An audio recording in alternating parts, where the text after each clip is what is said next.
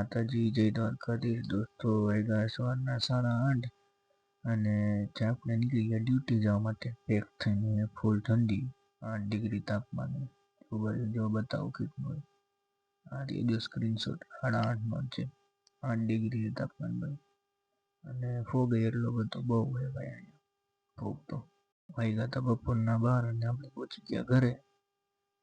ખાઈ પીને હોઈ જાઓ, બપોર જવાનું પછી ડ્યુટી વળી પાછું આપણે. એટલા માટે જમવામાં હતી રોટલી અને બટેટા વટાણાનું શાક, છાશ, મસાલા છાશ આપણી. અને પછી ખાઈ પીને હોઈ જાય. 4 વાગે જવાનું ડ્યુટી.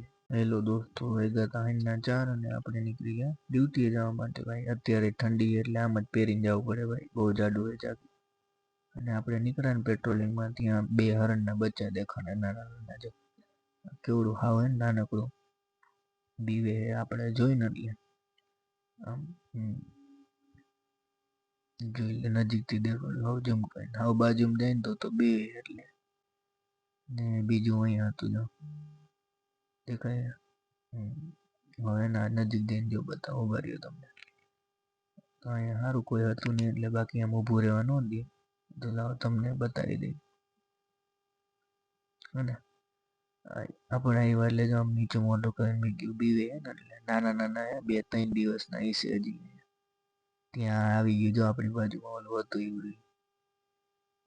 અને પછી એને ઈવડી જેવું હતું ને એને આમ અંદર રાખી દીધું જંગલ બાજુ. ઓલું મુકતા આવી વળી કોક આવે ખોટું વળી કીએ એના કરતા મૂકી આવી આપણે અંદર.